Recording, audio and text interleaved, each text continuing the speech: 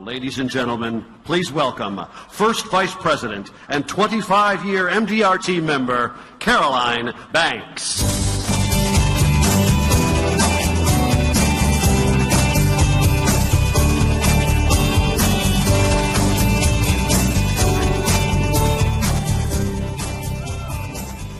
Welcome back. What a great morning we're having today. Our next speaker, Sarah Kelberer, is a 13-year MDRT member. Sarah is a partner and vice president of Business and Estate Advisors. And today, she's going to talk to us about how to use questions to become a leader, to build relationships, and to increase sales.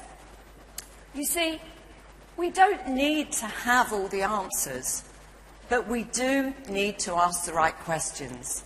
Ladies and gentlemen, please welcome Sarah Kelberer.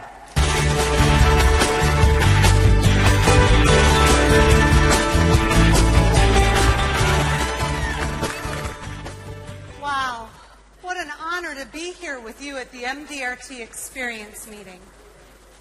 I know so many of you traveled a distance to get here, and you gave up time with your families and with your businesses. And the cost of the meeting, the cost of travel, you and your companies have made quite an investment.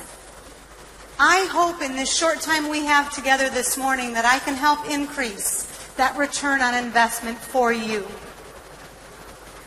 Before we get into talking about questions, and how questions with your prospective clients will give you some of that woohoo that Michael talked about.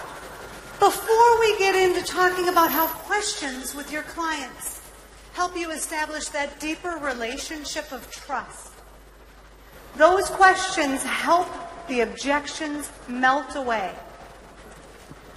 When you position yourself with questions in your prospective clients, you position yourself as an advocate on the same side of the table, solving their problems, not an adversary across the table pushing a product. But before we go into that, let's just start talking about questions for a few minutes, shall we?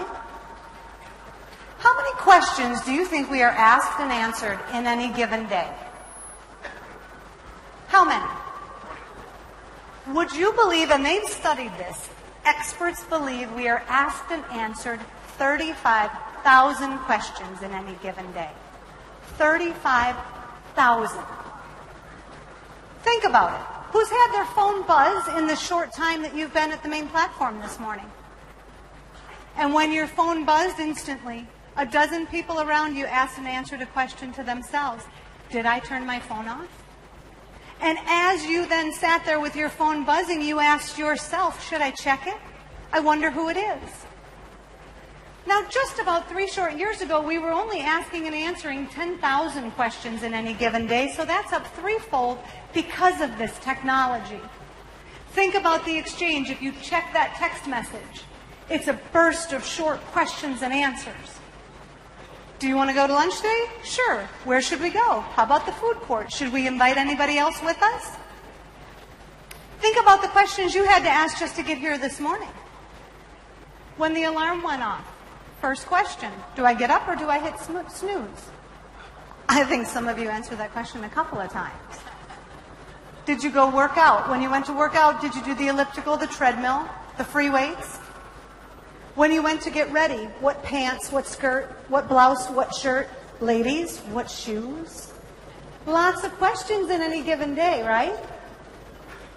If we ask and answer 35,000 questions in any given day, doesn't it stand to reason our clients, our prospective clients, also ask and answer 35,000 questions? Isn't it our obligation as advisors, as financial coaches, to ask and answer those questions that make a difference in people's lives? You know the ones I'm talking about. They're the ones that got you here today. Let me share a few of mine. The first one, I'll never forget. Just shy of 12 years old, and the judge leaned across his desk and looked up at me over his glasses and said, Sarah Jane Delaney, who do you want to live with? And I looked up at him, and in my little voice I squeaked, my dad. And the significance of that answer was about 30 days prior, my sister Kathy, the oldest of us 7, had sat us down and told us that Dad's alcoholism had gotten so bad that Mom and Dad were divorcing over it. And we would all be better cared for if we just stayed together and stayed with Mom. And when that judge asked me that question, my little head and my little heart couldn't reconcile who was going to take care of Dad. My dad was all I could mutter. That November, my dad and I moved out of our family home into a little rental house about 30 minutes away. The greatest thing, actually the only good thing about that house, was halfway between the house and the bank was the grocery store. Because on payday, when Dad would leave his check and the deposit slip and the withdrawal slip, I could hit the grocery store on the way home from the bank. Every week, I wrote out all the checks to manage the household finances. I wrote out the rent checks, the utility checks, the credit card checks, the insurance checks. I knew before the age of 12 how to balance a checkbook and reconcile it to the bank statement every month within a penny. I would have put that household ledger up against anyone in the neighborhood. That continued for a few years. And on my 15th birthday, I was quite excited to have a little party, just me and my dad. So I had made my own cake, left it on the table.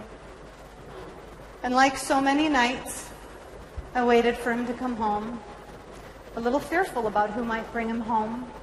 Would it be the police, some lady that I'd never met before? Once in a while, the bartender was kind enough to bring him home. Like so many nights, I didn't make it up till he got home that night.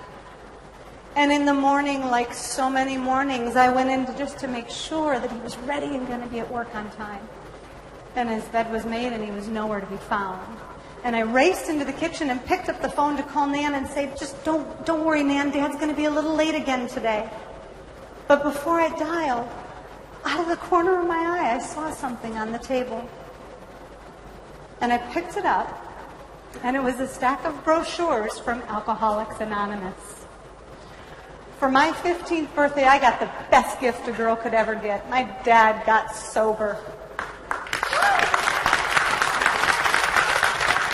And he's been sober for over 30 years.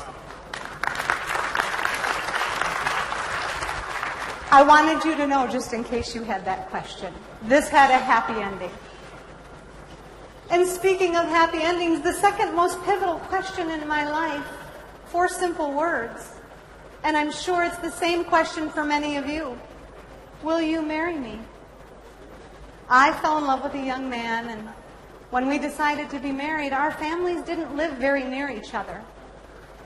And we knew we wanted to be back home, near our families when we had our kids. We pulled out a map, we put a pin where his home is, a pin where my home was, and we moved in the middle. And that put us in Minneapolis, Minnesota. Who do you want to live with gave me the organizational skills and the financial acumen to do what we do today. Will you marry me? That got me to Minnesota, which led to the third question. I was working for a real estate company and found myself 5 months pregnant and suddenly unemployed. What do you do when you're 5 months pregnant and suddenly unemployed? I started creating a business plan so that I would never have to work for anyone else and would ever have the opportunity for someone else to tell me I didn't have a job. And through that process, a good friend of mine said, "You should go talk to my husband. He has a great financial services firm and he could use your skills in bettering his operation." And so I did. And as I explained to him my ideas, he said, question number 3, how about $1,000 a week? I began working with him for a series of a few months until I went off and had my first child, my beautiful daughter.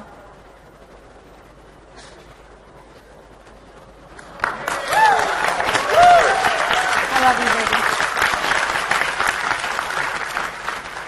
And after that, he asked me to come back and join his firm full time. Shortly after joining the firm, Dennis, my business partner and fellow top of the table member, had a great journey planned overseas and would be gone for about a month. Who would know that just before he was going to leave, the only other licensed person in the office quit with absolutely no notice? He walked into my office and said, "How fast can you get your licenses?" I don't know. In the U.S., it takes between 6 and 18 months to get all the licenses to operate in our field.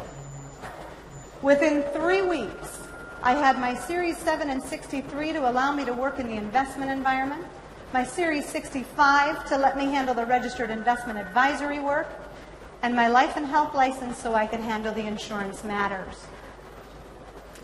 Little did I know, once he went overseas, when he came back, I found I liked his business just a little better than working on the inside. I loved being out front with the clients, solving their problems, and growing that business.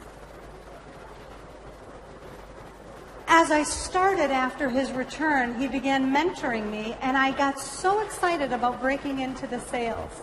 And the very first thing that I wanted to do was to get my first client without any of his help, right? Isn't that what we all want to do, be independent? When Dennis did a prospective client meeting, he used a simple notepad. I thought that looked very unorganized and unprepared. So I went to about 30 of my best MDRT colleagues and asked them to send me a copy of their fact finders. 25 responded. I took bits and pieces from each of them to create what I felt was the most robust fact finder anyone could ever have. And I immediately began using it. And as I did, my sales ratio started to tumble. I went to Dennis and said, "How can this be?" And he said, "It doesn't matter what they have until you know what they want." My entire focus had been on filling out a fact finder, and I know some of you have to do a fact finder for compliance reasons. Start with the blank notepad. Let the prospective client walk you through that process. Circle back to the fact finder to pick up those things that you might have missed. I reverted to what my mentor and now business partner suggested and went to the blank notepad. Here's a perfect example of how a meeting shortly thereafter played out. Young lady walks in, referred by another client, brings a stack of papers, sets the stack of papers on the table, and I glance out the window, and she showed up in a Shelby GT. Now, I don't know anything about cars. My son had just pointed out that car to me the day before at church. So it was easy for me to make comment about her fabulous shiny sports car. It was one of her few splurges. As soon as I started talking about that sports car, her face lit up. She knew that I had connected with her on something important to her. But I also caught on that it was one of her few splurges. So this was likely to be a conservative individual. We went through our conversation. She was in job transition. I said, "What do you plan on doing now?" "Well, I think I'll do some consulting for a few years until I'm ready to retire." "Well, what does retirement look like for you? What do you want to do in retirement?" "I really want to travel." "Well, when you travel today, do you travel locally, domestically, or do you travel internationally?" "No, today I travel almost all domestically, but I do hope someday to see more of the world."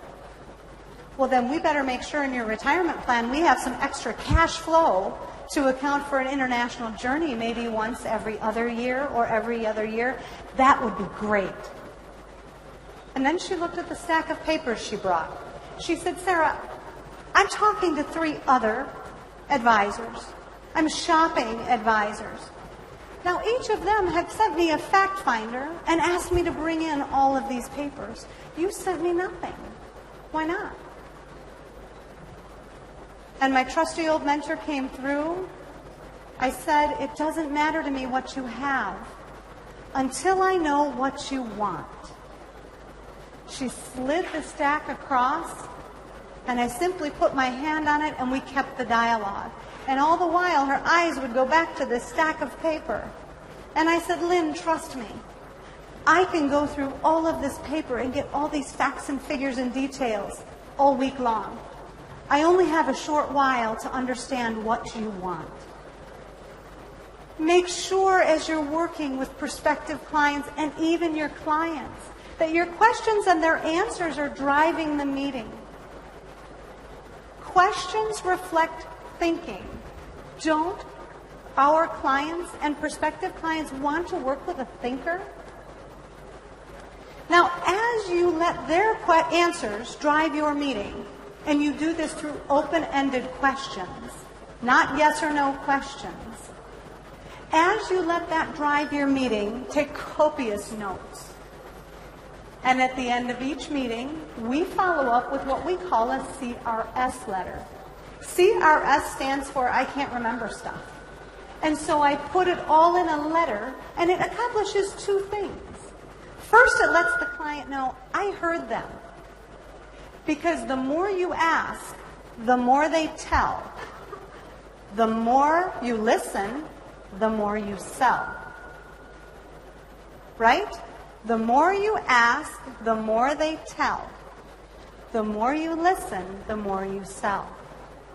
And when I send that letter the day after or the second day after our meeting, it goes through. We asked, you answered. Together, let's solve. And I use their answers in my proposals to present the solutions that they should use. I'm taking what they have and what I know they want, and I'm helping them navigate, all the while using their words, their goals, their dreams, as we're crafting those proposals and those solutions. The objections just melt away. This truly positions us as advocates on the same side, solving the problem. I am no longer an adversary pushing a product. And in using this blank notepad, my closing ratio climbed to over 90%. Putting the client first, asking the right questions. These are the things that it takes to get us to MDRT qualifications, quarter of the table, top of the table. Isn't it our obligation to get beyond the 35,000 questions that we ask and answer each day and position those ones that matter, the ones that matter and make a difference in the lives of our clients, in the lives of our prospective clients, in the lives of our business teams, our families? Doesn't it behoove us, and isn't it our obligation to ask those pertinent and poignant questions that make a difference in people's lives? Good service, good solutions. Ladies and gentlemen, please let me remind you, it is all in the questions. Thank you very much.